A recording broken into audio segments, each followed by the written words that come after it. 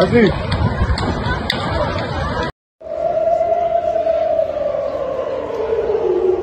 הזעקה בשדה תעופה.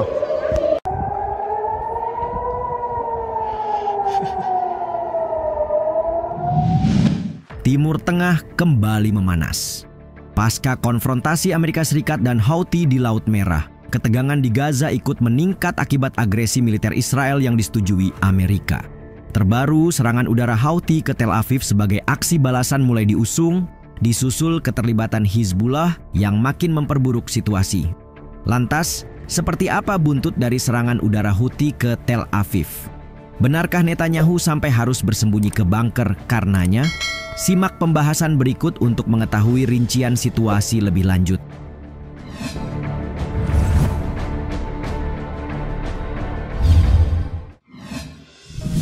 Rudal Houthi incar Bandara Ben Gurion. Houthi Yaman mengklaim telah menyerang fasilitas bandar udara di Tel Aviv pada Kamis pagi setelah apa yang disebutnya akibat dari pelanggaran gencatan senjata oleh Israel. Juru bicara militer Houthi Yahya Sari mengatakan pasukan rudal melakukan operasi militer kualitatif yang menargetkan Bandara Ben Gurion di wilayah Jaffa. Operasi tersebut dilakukan dengan rudal balistik hipersonik dan berhasil mencapai sasarannya. Katanya, dalam pernyataan yang disiarkan oleh TV Al-Masirah, merujuk pada rudal balistik Palestina 2 yang dioperasikan. IDF mengonfirmasi serangan itu tetapi mengatakan rudal dicegat di luar wilayah udara Israel. Pun sirene diaktifkan karena kekhawatiran adanya puing-puing yang berjatuhan menurut pihak militer. Polisi Israel mengatakan sirene terdengar di Tel Aviv dan Yerusalem. Sementara layanan ambulans dalam keterangannya menyebut tidak ada korban luka serius yang dilaporkan.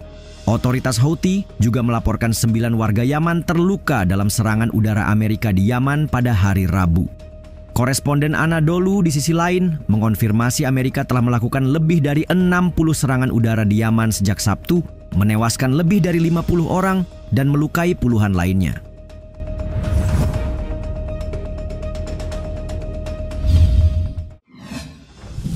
Alarm bahaya di Tel Aviv. Bolak-balik menargetkan kapal induk Amerika di perairan lalu ke darat dengan tujuan Israel seolah menjadi rutinitas baru Houthi. Bagaimanapun, kelompok ini telah bersumpah untuk meningkatkan serangan, termasuk yang menargetkan Israel, sebagai tanggapan atas serangan Amerika belum lama ini. Sebuah operasi militer terbesar Amerika di Timur Tengah sejak Presiden Donald Trump menjabat pada bulan Januari. Karena itu tidak heran jika ketegangan meningkat dan Tel Aviv seharusnya ikut meningkatkan kewaspadaan. Beberapa hari setelah Presiden Trump meminta pertanggungjawaban Iran atas operasi militer Houthi, IDF melaporkan pencegatan 2 rudal yang diluncurkan dari Yaman pada hari Kamis. Reuters yang mengutip pernyataan militer mencatat mereka telah menjatuhkan rudal yang diluncurkan dari Yaman setelah sirene berbunyi di Yerusalem dan Tel Aviv. Sirene peringatan juga berbunyi di Yerusalem dan tepi barat yang diduduki Israel setelah rudal kedua ditembakkan pada hari itu. Tak lama kemudian, Houthi Yaman yang berpihak pada Iran mengaku bertanggung jawab atas 2 serangan rudal. Sebelumnya, sirene peringatan serangan udara juga berbunyi di area Beersheba dan sebagian gurun Negev pada hari Selasa menurut laporan Komando Front Dalam Negeri Militer Israel. Membuktikan bahwa kawasan udara Israel berada dalam bahaya, sementara serangan demi serangan belum menemukan tanda-tanda akan berhenti.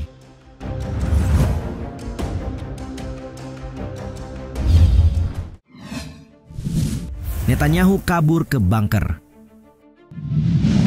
Serangan hari Kamis sukses membuat sirine menggema di seluruh wilayah Israel, menghadirkan pertanyaan terkait hal besar apa saja yang terjadi saat itu. Pasalnya, sirine dibunyikan pada pukul 4.01 pagi waktu setempat saat Benjamin Netanyahu berada di Knesset. Channel 14 Israel melaporkan, sang Perdana Menteri sedang berpartisipasi dalam sesi Knesset yang mempersiapkan pemungutan suara untuk Undang-Undang Anggaran tahun 2025. Berdasarkan keterangan lebih lanjut, Netanyahu yang panik dikawal ke tempat perlindungan bom selama acara tersebut. Banyak pemukim lainnya juga bergegas ke tempat yang aman, di mana 13 orang terluka karena berdesakan. Sementara itu, saat pernyataan resmi yang dikeluarkan menyebut rudal dicegat sebelum memasuki wilayah udara Israel, Channel 12 Israel memberi laporan bertentangan. Sebab di sana tertulis bahwa rudal bukan dicegat di atas wilayah Arab Saudi, melainkan berhasil dicegat setelah melintasi perbatasan. Satu pesawat yang datang dari London dan menuju Bandara Ben Gurion juga diharuskan mengubah jalur penerbangannya pada menit terakhir setelah sirene berbunyi di Tel Aviv.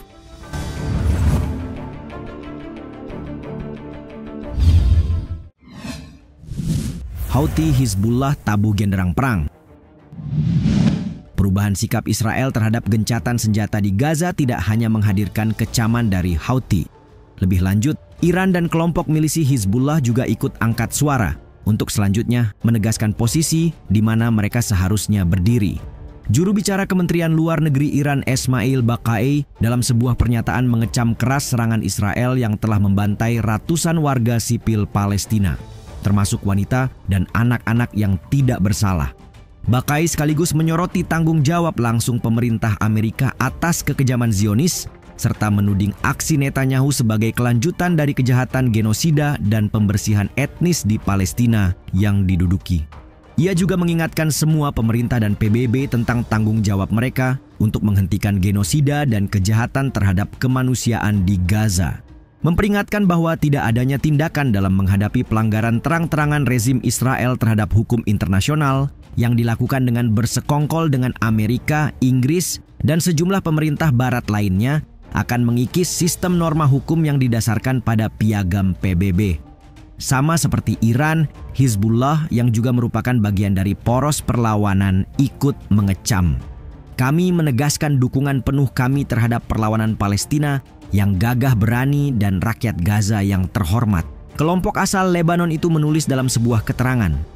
Artinya, jika Israel tetap pada pendirian dan mengabaikan gencatan senjata demi ambisi pendudukan, maka bukan tidak mungkin Hizbullah kembali melancarkan serangan.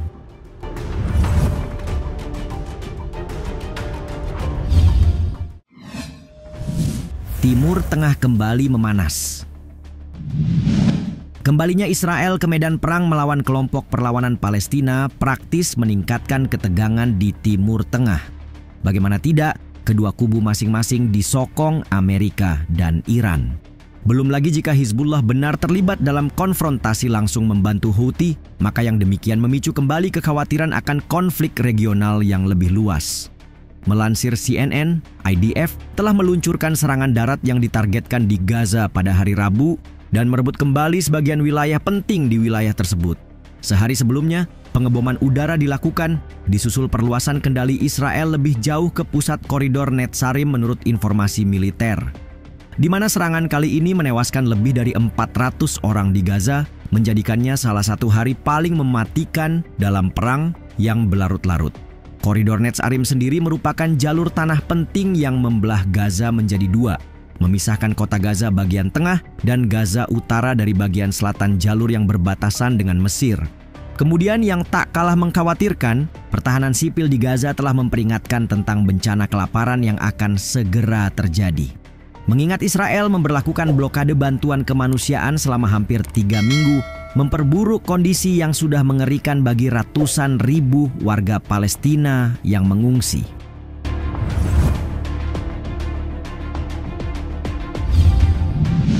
Kurang dari sepekan dan kemalangan di jalur Gaza kembali menemui kondisi tak jauh beda ketika gencatan senjata belum diberlakukan. Bagaimana pendapat kalian mengenai situasi Timur Tengah saat ini? Mampukah Iran dan anggota poros perlawanan membendung ambisi Netanyahu?